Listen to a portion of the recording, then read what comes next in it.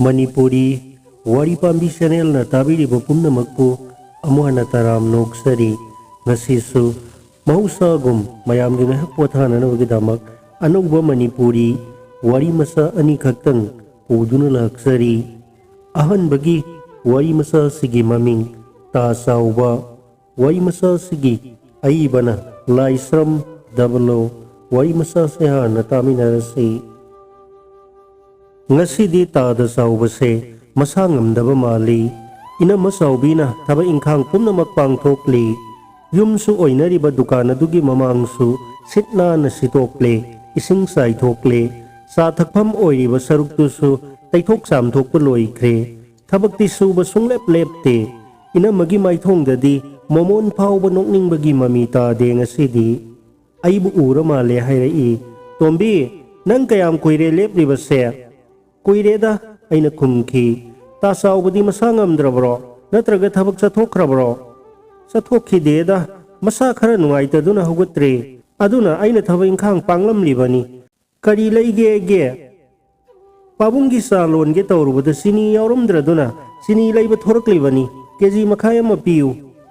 ina masawbina makut masa hamdokladuna dukan manungduda sini tamnanaba honari ina ma haijabagi wani aina angang pisak oiringai sahi manga taruk surakpadagi imagi matung induna dukan asida pot leiba lakhiba matam adudadi onthokna phajaram khrabani imana ina ma kaubadуда aina su maming oirabo iningduna ina ma kaurubadagi adum kauro haiduna ngasisu kauribani ina ma sawbi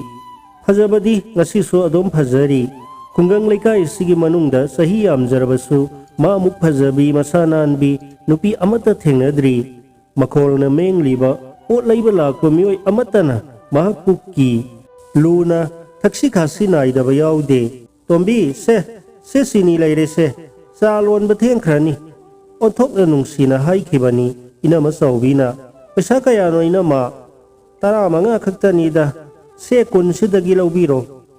kulam khang ni na tara sapido piramlo asuiba manga satpi leitie manga ko na piro salo theng khrani ina masi lalol itik yam na haibinu pini haina khulgi laikai gi mi pumna mangna ngangnari basi sumbaza ni araiba singbusu pukna handaba ayon bagi mi gi su kana gadaba pibam oihen base hekta sinba ngambaza ni lupa manga do sana na ba pot ama oina hapke haiba sungai haide lupa manga gi paisa oina laibagi mamalado munna khangbinu pini ahal sing na ngangna bada mahak si yam ni ina kaira khunba dukal asauba mayamgi mapu oiriba nupa amagi naitom phoksabi masa ningol ni hainai sahi maripu helaba tasawbagi su aronba wari yamna leiba zatni mahakna aikoigi khulasida lakhibasi aina tasawbaga ina masawbiga makhoi ani khakta pirol na singba posai khara khakta mak yawba mayom asawba mari khaktang puraga lakhi hainai ahal singna ngangna bada tasawbasi naha oiringai da lakna fana bangamdaba mioi ama oirakpani haibasini mayamna wari sanabadasu andolon kaya yaurubagi jelda kayarak changakhibagi matang hek palli aikoinadi khangaudraba khongnang bot yekpa markagi party amagi asangba thomini su hainai sauganbadasu asumna haina batai saholorabadi phi hekta samlai atai matamdana sakhro thakro ukhro hekta haiduna migi mateng su yamna pangganba mioini kulgi high school asina mapan faringai school gi seki phaklang dagi khajiktang khantharaga dukan masa ama tek tawrambadagi hotel masa ama su hapsilaga mahiroi sing oja sing amadi laikai miyam gi sangadaba pot pumnamak imphal yohandana phanghalam libani mathang saukhalakpana ahang balam hang maset asida ensang bu thabo haira bu thabo thokna maram okna nana palakhibani khul laikai gi school gi thodok kudingda sel ka sauna pangkhraba zatni adubu mahakpu yadaba kalakpa misu yaudaba dina lamdri nongmadi laikai gi naharol kharana khul gi pradhan ibobida dukan chawna laibum famase sahi kontrani pu sujilakle magi mingda nama pange hairaklagani tanthok horasi haiduna yau haunara I pradhan ibobi sunaha mayamna hauraklabanina khanadaba yadraduna members sing kauraduna wafam asigi matangda wa tanare tanthoksi adubu ꯑꯃꯨꯛꯇꯪꯗꯤ ꯆꯥꯎꯕꯒꯤ ꯃꯋꯥꯗꯤ ꯇꯥꯈꯤꯁꯤ ꯍꯥꯏꯅ ꯋꯥꯔꯦꯞꯅꯔꯦ꯫ ꯂꯨꯔꯤꯕꯗꯤ ꯆꯥꯎꯕꯗ ꯄꯥꯎ ꯇꯝꯒꯗꯕꯁꯤꯅꯤ꯫ ꯎꯅꯒꯗꯕ ꯅꯨꯃꯤꯠꯇꯨꯗ ꯇꯥ ꯆꯥꯎꯕꯗꯣ ꯐꯩꯖꯣꯝ ꯄꯨꯝꯖꯥꯠ ꯃꯆꯨ ꯇꯥꯕꯗꯣ ꯅꯥꯟꯅ ꯁꯦꯠ ꯆꯥꯔꯗꯨꯅ ꯑꯣꯟꯊꯣꯛꯅ ꯐꯖꯅ ꯊꯣꯔꯛꯈ꯭ꯔꯕ ꯖꯥꯠꯅꯤ꯫ ꯍꯦꯛ ꯊꯨꯡꯂꯕꯒ ꯇꯤꯜꯂꯝꯂꯤꯕ ꯃꯤꯌꯥꯝ ꯑꯗꯣ ꯈꯨꯔꯨꯝ ꯈꯥꯖꯪ ꯇꯧꯗꯨꯅ ꯌꯥꯝꯅ ꯅꯣꯂꯨꯛꯅ ꯍꯥꯏꯖꯩ, "ꯑꯩꯕꯨ ꯀꯔꯤ ꯇꯧꯖꯧ ꯍꯥꯏꯕꯅꯣ?" ꯇꯤꯜꯂꯝꯂꯤꯕ ꯄ꯭ꯔꯙꯥꯟ ꯃꯦꯝꯕꯔꯁꯤꯡ ꯑꯃꯗꯤ ꯑꯇꯩ ꯑꯇꯣꯞꯄ ꯑꯍꯜ ꯅꯍꯥ ꯄꯨꯝꯅꯃꯛ ꯋꯥ ꯑꯃꯠꯇ ꯀꯥꯡꯊꯣꯛꯄ ꯉꯝꯗꯗꯨꯅ ꯉꯥꯏꯍꯥꯛ ꯇꯨꯃꯤꯟ ꯇꯨꯃꯤꯟ ꯂꯩꯅꯩ꯫ ꯈꯔ ꯂꯥꯛꯅ ꯐꯥꯅꯕ ꯉꯝꯗꯕ ꯅꯍꯥ ꯑꯃꯅ ꯈꯣꯜ ꯈꯔ ꯐꯥꯏꯔꯞ ꯇꯧꯅ ꯋꯥꯔꯤ ꯑꯗꯣ ꯍꯧꯗꯣꯔꯛꯏ꯫ "ꯇꯥ ꯆꯥꯎꯕꯅ ꯁꯤꯖꯤꯟꯅꯔꯤꯕ ꯂꯝ ꯑꯁꯤ ꯑꯩꯈꯣꯏ ꯈꯨꯜꯒꯤ ꯂꯩꯀꯥꯏꯒꯤ ꯆꯥꯎꯈꯠꯅꯕ ꯀ꯭ꯂꯕꯀꯤ ꯁꯪ ꯑꯃ ꯁꯥꯔꯒꯦ, ꯑꯗꯨꯅ ꯇꯥ ꯆꯥꯎꯕꯅ ꯂꯝ ꯑꯁꯤ ꯊꯥꯗꯣꯛꯄꯤꯔꯣ ꯍꯦꯛꯇ ꯐꯣꯡꯗꯣꯔꯛꯏ꯫ ꯃꯌꯥꯝ ꯇꯨꯃꯤꯟ ꯇꯨꯃꯤꯟ ꯂꯩꯅꯩ꯫ ꯇꯥ ꯆꯥꯎꯕꯗꯤ ꯏꯁꯤꯡ ꯑꯆꯧꯕꯒꯤ ꯉꯥꯅꯤ ꯌꯥꯝꯅ ꯍꯔꯥꯎꯕ ꯃꯑꯣꯡꯗ ꯍꯥꯏꯔꯛꯏ, "ꯌꯥꯝꯅ ꯐꯕ ꯋꯥꯐꯝꯅꯤꯅ꯫ ꯑꯩꯅ ꯍꯧꯗꯣꯛꯀꯦ ꯈꯟꯗꯨꯅ ꯂꯩꯔꯛꯄ ꯀꯨꯏꯔꯕꯅꯤ꯫ ꯑꯗꯨꯗ ꯍꯟꯗꯛꯁꯦ ꯍꯛꯆꯥꯡꯅꯒ ꯈꯔ ꯄꯦꯠ ꯄꯦꯠ ꯅꯥꯕꯒ ꯂꯩꯉꯥꯛꯀꯤ ꯁ꯭ꯀꯨꯜ ꯑꯁꯤꯅꯒ ꯃꯍꯩꯔꯣꯏ ꯃꯁꯤꯡ ꯌꯥꯝꯂꯛꯇꯕ ꯑꯃꯗꯤ ꯑꯣꯖꯥꯁꯨ ꯃꯁꯤꯡ ꯋꯥꯠꯂꯛꯄꯁꯤꯗ ꯊꯋꯥꯏꯁꯤ ꯅꯨꯡꯉꯥꯏꯇꯗꯨꯅ ꯑꯩꯅꯁꯨ ꯑꯗꯨꯝ ꯀꯥꯡꯊꯣꯛꯄ ꯉꯝꯈꯤꯗꯕꯅꯤ꯫ ꯃꯌꯥꯝꯗꯣ ꯇꯨꯃꯤꯟ ꯇꯨꯃꯤn ꯀꯔꯤ ꯃꯈꯥ ꯇꯥꯔꯛꯀꯗꯒꯦ ꯈꯟꯗꯨꯅ ꯉꯥꯏꯅꯔꯤ꯫ ꯍꯣꯏ, ꯑꯩꯅ ꯁꯤꯖꯤꯟꯅꯔꯤꯕ ꯃꯐꯝ ꯑꯁꯦ ꯊꯥꯗꯣꯛꯄ ꯇꯥꯔꯦꯗꯅ꯫ ꯃꯤꯌꯥꯝꯒꯤ ꯐꯅꯕꯇ ꯈꯟꯕꯗ ꯏꯁꯥꯒꯤ ꯏꯔꯜ ꯏꯊꯨꯝ ꯑꯃꯠꯇ ꯐꯥꯎꯕ ꯇꯥꯟꯁꯤꯜꯍꯧꯗ꯭ꯔꯕ ꯑꯩꯅꯤ꯫ ꯆꯤꯐ ꯃꯤꯅꯤꯁꯇꯔ ꯀꯌꯥ, ꯃꯟꯇ꯭ꯔꯤ ꯀꯌꯥ ꯇꯤꯟꯅꯔꯛꯄ ꯑꯩꯅ ꯃꯈꯣꯏꯗ ꯍꯥꯏꯖ ꯆꯠꯆꯕ ꯇꯧꯖꯅꯤꯡꯗꯕꯗꯨꯗꯒꯤ ꯏꯆꯥꯁꯤꯡꯅ ꯈꯟꯅꯕ ꯍꯧꯔꯛꯄꯗ ꯃꯃꯥꯒ ꯑꯩꯒ ꯅꯈꯣꯏꯒꯤ ꯈꯨꯜ ꯂꯩꯀꯥꯏ ꯑꯁꯤꯗ ꯀꯅꯥ ꯂꯩꯇꯕꯒꯨꯝ ꯁꯩꯗꯥꯡꯂꯔꯕꯅꯤ꯫ ꯈꯨꯜ ꯂꯩꯀꯥꯏ ꯑꯁꯤꯒꯤ ꯃꯤꯑꯣꯏ ꯄꯨꯝꯅꯃꯛꯀꯤ ꯃꯐꯝꯗ ꯑꯩꯈꯣꯏꯅ ꯂꯃꯟ ꯌꯥꯝꯅ ꯇꯣꯟꯁꯤꯟꯖꯔꯕꯅꯤ꯫ ꯃꯈꯥ ꯇꯥꯔꯛꯏ, "ꯑꯩꯅ ꯈꯔ ꯀꯜꯂꯤꯉꯩꯗ ꯑꯣꯏꯔꯝꯂꯕꯗꯤ ꯀ꯭ꯂꯕꯁꯦ ꯆꯤꯐ ꯃꯤꯅꯤꯁꯇꯔ ꯅꯠꯇ꯭ꯔꯕꯁꯨ ꯃꯤꯅꯤꯁꯇꯔ 5-6ꯇꯪ ꯎꯅꯔꯨꯔꯒ ꯊꯥ 1-2ꯒꯤ ꯃꯅꯨꯡꯗ ꯁꯥꯕ ꯉꯝꯒꯗꯕꯅꯤꯗ꯫ ꯇꯥ ꯆꯥꯎꯕꯒꯤ ꯋꯥꯍꯩꯗ ꯅꯥꯄꯜ ꯎꯗꯦ꯫ ꯁꯨꯝꯅꯇꯪꯒꯤ ꯅꯤꯡꯉꯝꯗꯕꯒꯤ ꯈꯣꯟꯊꯣꯛꯇꯨꯅ ꯃꯤꯌꯥꯝ ꯑꯗꯨꯕꯨ ꯄꯨꯛꯅꯤꯡ ꯅꯧꯊꯍꯜꯂꯤ꯫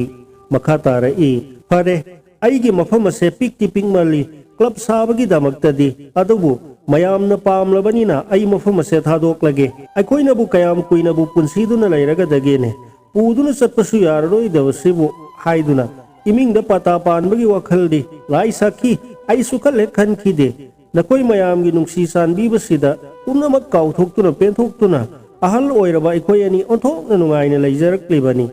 ꯑꯗꯨꯕꯨ ꯑꯩꯈꯣꯏꯒꯤꯁꯨ ꯑꯇꯩ ꯆꯠꯐꯝ ꯂꯩꯖꯗ꯭ꯔꯦ꯫ ꯏꯆꯥꯁꯤꯡꯒꯤ ꯃꯅꯥꯛꯇꯗꯤ ꯁꯨꯡꯆꯠ ꯆꯠꯂꯔꯣꯏ꯫ ꯁꯤꯔꯕꯁꯨ ꯎꯈꯣꯡ ꯋꯥꯈꯣꯡꯗ ꯁꯤꯔꯒꯦ ꯈꯟꯗꯨꯅ ꯋꯥꯁꯛꯇꯨꯅ ꯊꯣꯔꯛꯈ꯭ꯔꯕ ꯑꯩꯈꯣꯏꯅꯤ꯫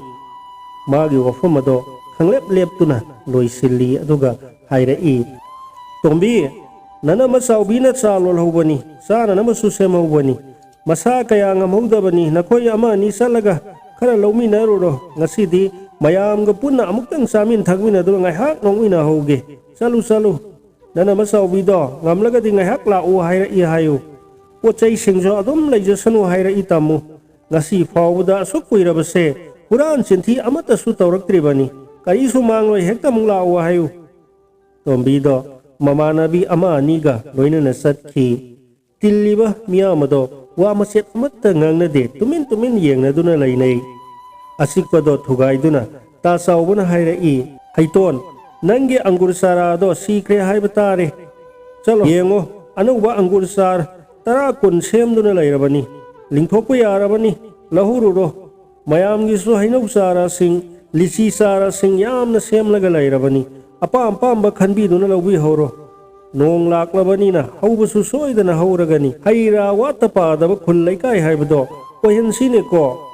ꯅꯣꯡꯉꯥꯟꯕꯗ ꯇꯣꯝꯕꯤꯅ ꯆꯦꯜꯂꯛꯂꯒ ꯗꯨꯀꯥꯟ ꯃꯃꯥꯡꯗ ꯂꯦꯞꯂꯗꯨꯅ ꯅꯣꯛꯐꯦꯠ ꯅꯣꯛꯐꯦꯠ ꯇꯧꯅ ꯆꯥꯎꯕꯤꯗ ꯍꯥꯏꯔꯛꯏ, "ꯏꯅꯝꯃ, ꯇꯥ ꯆꯥꯎꯕꯁꯤꯗꯤ ꯂꯥꯏꯅꯤ ꯍꯥꯏꯅꯩꯀꯣ."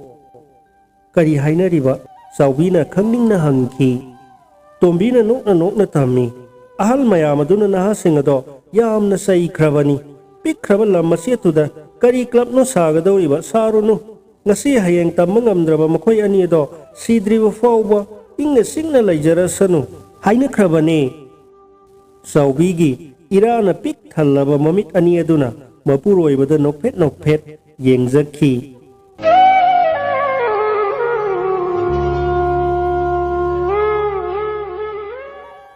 ꯑꯔꯣꯏꯕꯒꯤ ꯋꯥꯔꯤ ꯃꯆꯥꯁꯤꯒꯤ ꯃꯃꯤꯡ ꯅꯨꯡꯒꯤ ꯊꯃꯣꯏ꯫ ꯋꯥꯔꯤ ꯃꯆꯥꯁꯤ ꯑꯃꯨꯛ ꯇꯥꯃꯤꯟꯅꯔꯁꯤ꯫ ꯑꯩꯒ ꯀꯣꯂꯦꯖ ꯑꯃꯠꯇꯗ PUC ꯇꯝꯃꯤꯟꯅꯕꯅꯤ ꯅꯨꯡꯁꯤꯇꯣꯝꯕꯤ꯫ ꯑꯩ ꯀ꯭ꯂꯥꯁꯀꯤ ꯅꯨꯄꯤ ꯑꯃꯠꯇꯒ toro khondanade wari watai sanade makhoi dagi yamna lapna lei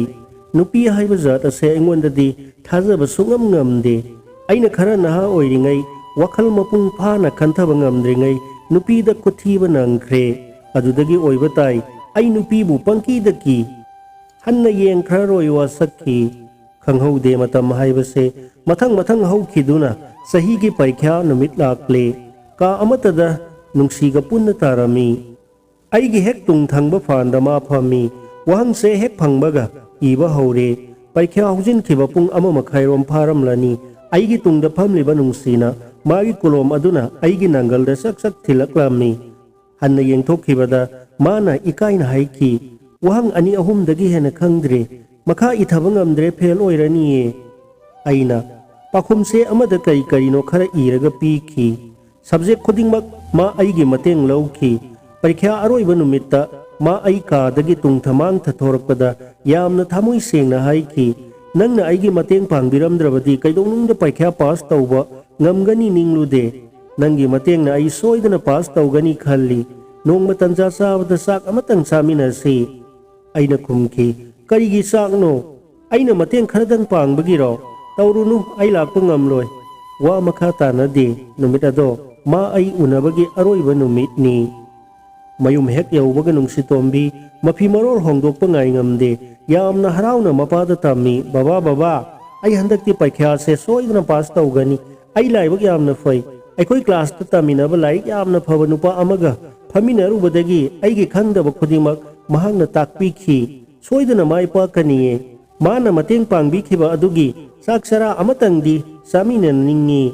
tumina sum laithokpadi nungaite mapungningda soidana waraukhigani aikoi migi tawbimal khangdaba haibadu taroidro nungsto migi mapana isana haiba sumi bijagadawani migi tawbimal kauphadeko masanupina babana magi mayumda amutang satpiru aina hek satpa magti yamna tawba ngambi tarani makhoi mama mapagi mamangda maming ningthem kawi yumnamdani uripok haubam dewa laikai dagini nongma numidang wairam ama nungsigi mapado aigi yumda laklami ngaihak phamina duna wai watai taunakhi ningthem gi yumdagi halaklaga mapana masanupida tamlami ibema nupado zat amagi minida thokni thamoi kankhre aina phani yamna kanna thembani mana hek ngamduna laihawi hoi amaromda badi yamna phakraba jani magi wakhal adusu karidu pailai mana yadrabanina nungsitombina ningthem khoiga laikai amatada laiminaba mamanabi amada aroiba oina amuktang haiduna yenge khanki migi lamanton senbase nungsi kaya pamphatte pumnamak nungde ising haibaga amhani aremba taki nongma mamanabi aduna ningthemgi maramda karigumba khara haikibagum tauki aikoi laikai ta ningthemase yamna phaba pukchel sengba minungsi yamna laiba mini mahak nupi nahada phattaba miyeng yengde mana pakhang naha oiringaida wakhal aphapata khanma ngamdringaida nupi amaga pattatna nungsinakhi laisabi masado khara ngamba jani mana ta ningthembu irai laina thadoklamlaga atopa nupa amada muk khangnakhi khara lairaga laisabi masado nupa adu desenki nupi adugi maisakna ta ningthem angaubaga pangkhak oikhi tumba saba khangkhide maram adudagi ta ningthem ase magi punsida nupi kaubata hanna yeng khraroi wasakhi male adu oidunasu mahak migi matengde adum pangbani hoi masu pakhangnina karigi apam nungsigi wakhal lairamloi manung kanbagi haunaba hongdoktabagi wadani sahi manga tarukki matungda nongma nungsitombina magi nupaga kar amada biti paktamna haigalakpada itha thajadana aiga thengnakhi ai ubada nungsina kar manungdagi kumtharakhi mamangai gum ngasisu aibu nungsina ningthem haina kaurakhi nungsitombina yamna samna magi nupa yauna ningthem nanga unaba fangle kuirabani aina nangbu soliba taibang semba mapuna sanbira male ado hotel amada karino amamam tangdi saminarakhisi nokpet tauna ngasisu aina haijabase yabiroi dauribajalo makoi ahum manang nakpo hotel amada mathang sangduna hamnakre nungsina introduce tawi aingonda onsinduna hairai mahak aigi nupani ibol kawi loisangi ukil oiri. Ai khutlon aduna magi nupada ikai khumnaba ulami. Mathangda magi nupada aibu saktai. Mahak matam amagi college taminakhiba marupni ningthem kawi. Aina nangonda itattattana pankibaduni magi matengna aihak mi oiba ngamkibani. Punsisida magi khwaidagi sawba laman ama tolibani. Nungsina ningthemda amuk hanglai kari kari honabiri yum kai panbiraba natro. Kuire unakidaba ngasidi mapuna sanbire akhoi unau tambire kaya nungaijaraba. Aina ihai hainingdana paukum pirami laingaki thabak masa ama phangduna ukrulgi toloida posting tari social welfare loisangdani Imphalda pangna thorakte aingonda di singde laibase yamna hinareda. Nupi angangi wa palaktaba aduda nungsina amuk notsila i singda satpada babi khoi pubidro. Yararoi khanduna aina hauzik phawbadi nupi angang yaudri single life ni. Nungsina yamna nungaitana makha tarai ningthem nangi khanbada yamna nungaite nupi angang yaudana nathanta laiba pamde. Soidana mires tawdaba yade matang asida aisu aina ngamba mateng panganiye. Ai wa ngangde tumina lai nungsigi nupadugi mamangdasu khara ikairap tawi mai ngangsang ngangi nungsina makha tarai atai lairi nong matangdi nangna toloi satringaida saksara amatangdi saminasi momon nokna aina thamoi sengna haibase handaksu amuk ikaiba pigadawribro soidana lakanida yum khangboina. Ngahak wai watai sanaraga akhoi ahum mathang hotel-dagi thoraklami. Kainaramdaida aina ibolga khutchoknare nungsitombi satkhre. Haujiktada khanglakli nupibu thamoi kanbi nungsi khangdabi oina khalluba aigi wakhal lalamle. Kok ngauri lakpana yum yaukhiba khangaude phirolga amata hongdoktana phamungda longkhrak longna hiptuna haukraba punsigi amanbasena kaya mathang mitmangda mari songthorakli. Wari masa sigi aibana Dimbazit pumnamakpu aroi boina thagatchari.